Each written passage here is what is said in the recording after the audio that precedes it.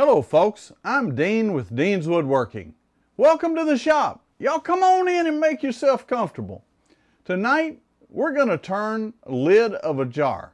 That's right, we're going to make a wooden lid to go on top of this metal cap so that we have a decorative lid for this jar. You see, the other night the wife and I were making pasta and opened up this jar of pasta, and she goes, I really like that jar. I can use it in my art room. I said, well, I'll tell you what, let me make you a lid for it, make it look a little bit nicer, and it'll be a good project for a video and share with you folks. So let's go ahead and get started. We've got a piece of wood here on the lathe. It is very old, and you see that reddish color with the brownish color there. It was reddish in the middle.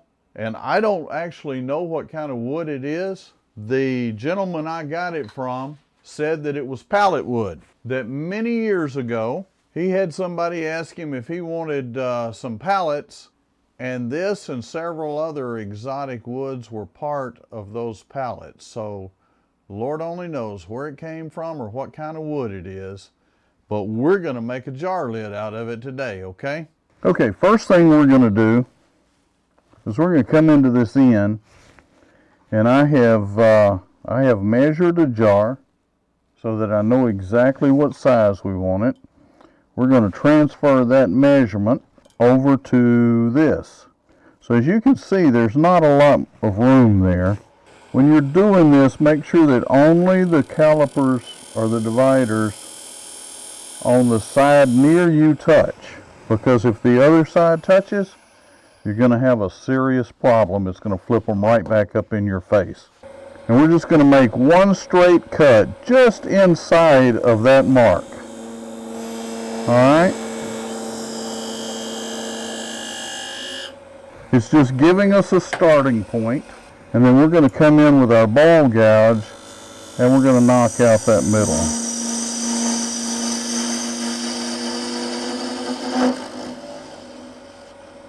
Okay, once we've kind of hollowed that out a little bit there, we'll come back in and we'll do a cut from the inside out.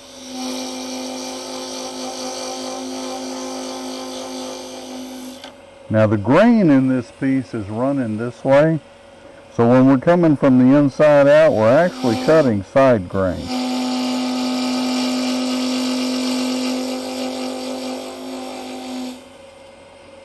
Now that we've got that done, we know we're too small there, but I tell you what, it's never a bad idea just to check, okay?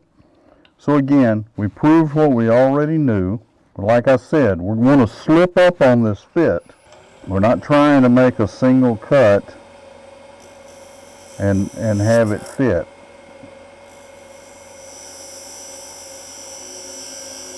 We're going in with a 3/4 inch skew, using it as a negative rake scraper.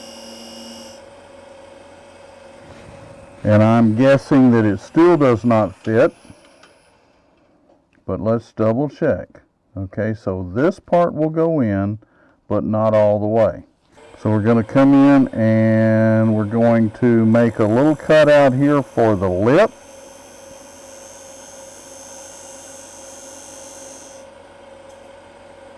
And then we're going to make a cut going in at an angle just a little bit, because that's kind of the way that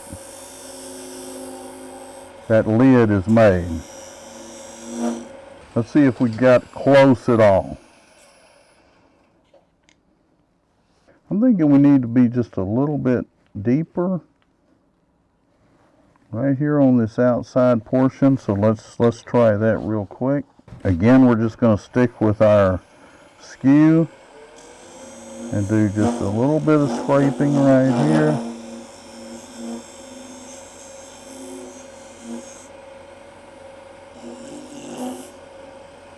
We'll blow this out real good so that we don't have a lot of dust giving us the wrong idea of how well it fits. Folks, I am saying that that's fitting perfect. This metal ring is just slightly below this lip here, okay? Not much. There we go. So we'll call that a fit. One of the things that I'm going to do is find out what our depth is.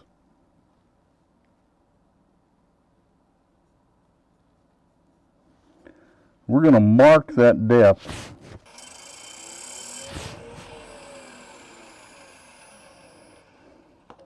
And because that's our depth here, we don't want to cut to that, so we want to leave ourselves, well, I'm going to say about 1/4 of an inch, because again, we're not trying to make this super thin. The other thing I'm going to do, just to give us a little bit of support, is I'm going to bring the tailstock up. And that way we can come in here and do a little more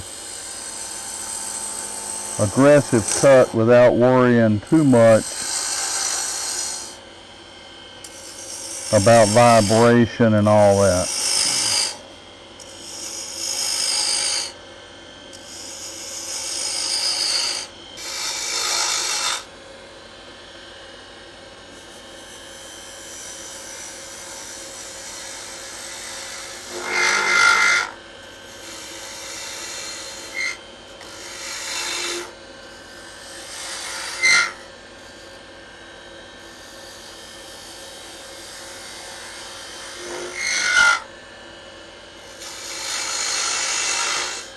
We're going to grab our 1-inch Q chisel, make a smoothing cut across that.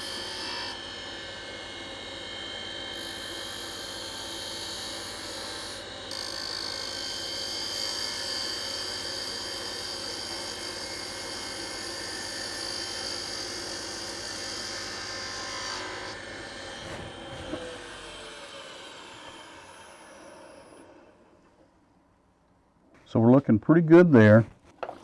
We're going to grab our 3/8 spindle gouge and see what we can do right here.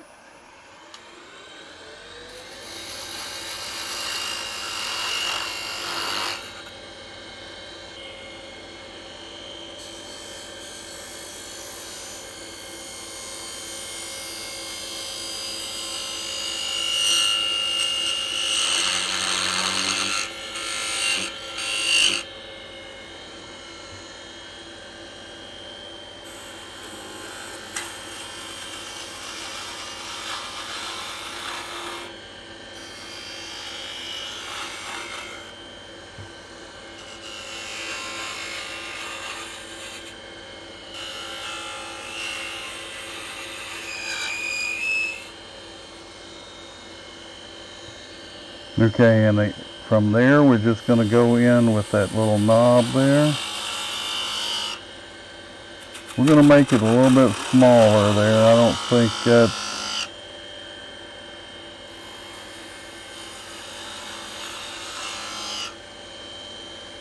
And round that edge over just a little bit.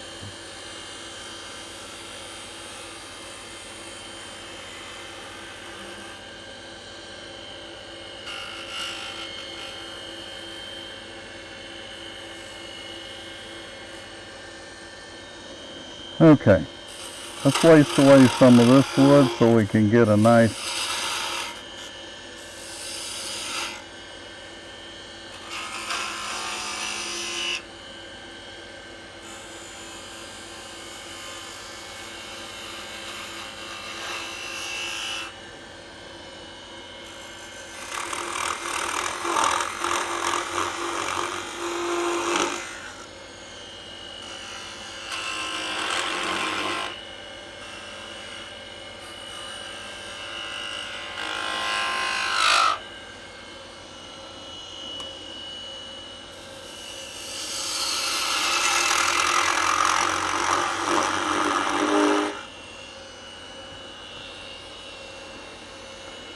Alright, we've got a rough shape here.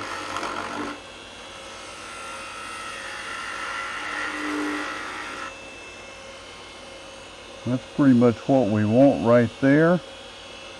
So we're going to hit this with some sandpaper. Folks, while I'm sanding this up real quick, I'd like to ask you a couple of favors. One of the things that really helps the channel is if you go down, there's some links in the description.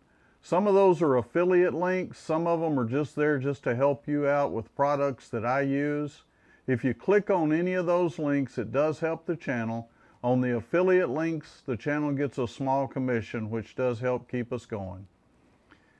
Sure would appreciate it if you'd take a look at those. Also, if you haven't subscribed, please subscribe. Ring the notification bell so you get notice anytime I release a new video. Thank you so much for supporting the channel and watching my videos.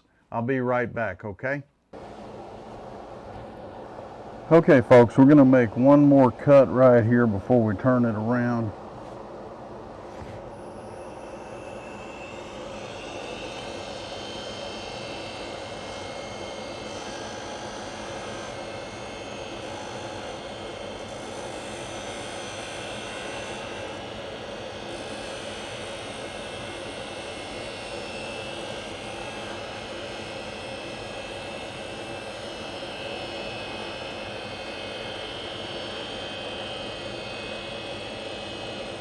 Now we're going to take our ultra thin parting tool and we're going to part this off just a little bit long. Again,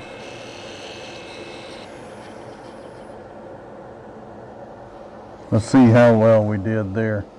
If we stopped it just right, perfect. If we didn't, we'll get our little saw out. Yeah, we'll grab the little saw.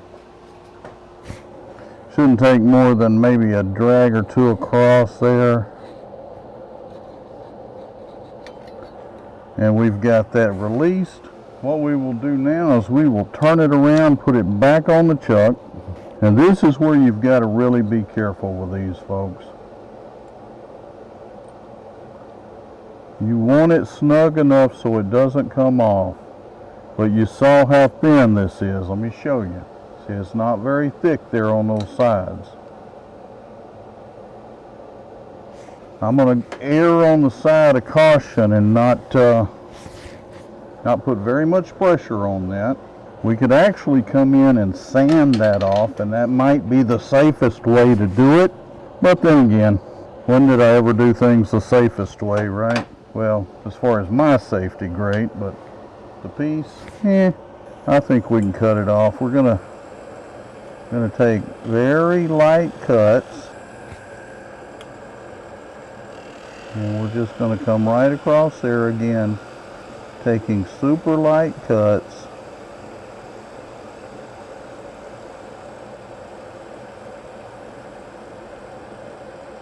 Going really slow. So basically we have got that super smooth there. Now we're going to come in with our sandpaper. And I didn't want to show you guys the whole gamut of sanding. We're going to start this with 240. We're going to slow our lathe down to probably about 500. And this end, everything has been sanded except this end right here. And what we're doing is we're hitting that with 240. From 240, we're going to go to 320.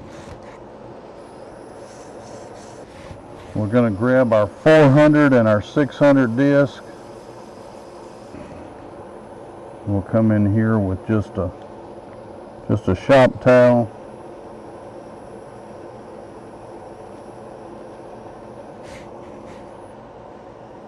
And folks, that's what it looks like before we get any finish on it.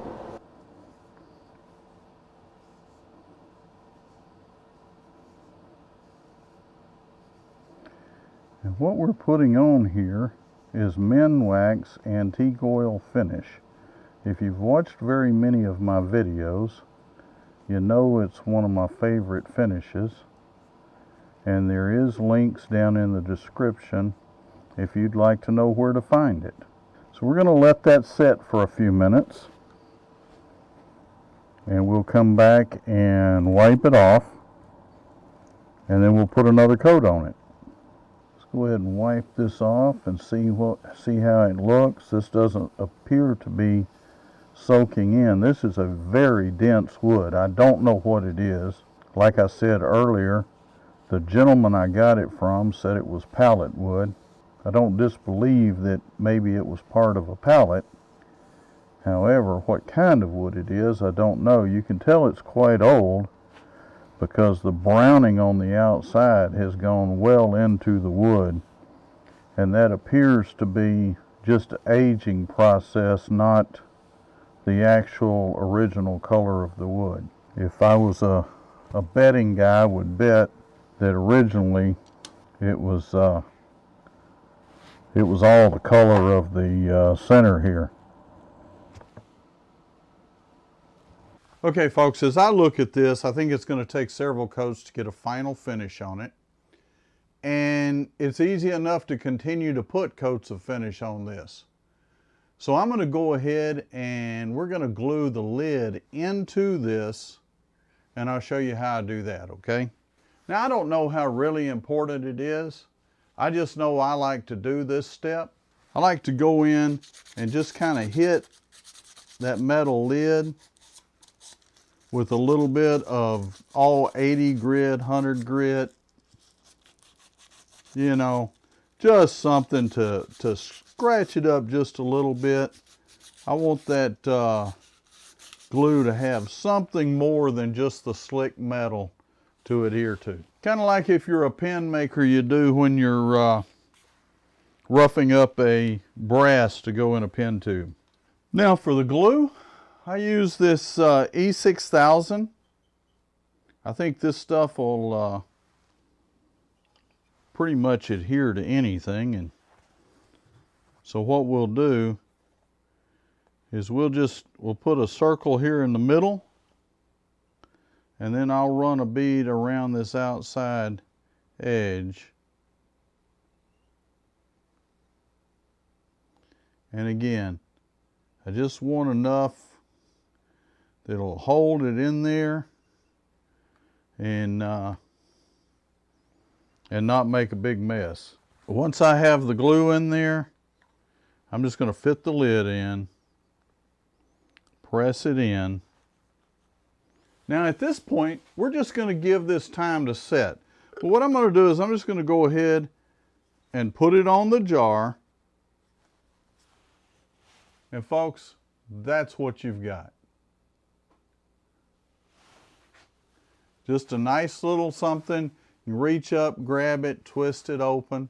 I'm not going to twist it open and close. I'm going to leave it right there to set up, and that way she can take it off tomorrow and put whatever she wants in the jar. I'll probably put another coat or two of finish on it just so it's a little bit shinier for her. But you know, I can tell you, folks love these things. If you make them, good luck trying to sell them, because all your friends and family are probably going to take them from you. You're going to have to make a lot of them to get to where you can sell these, because folks just absolutely love them. Thank you very much for watching. Stay safe, stay healthy, and happy turning.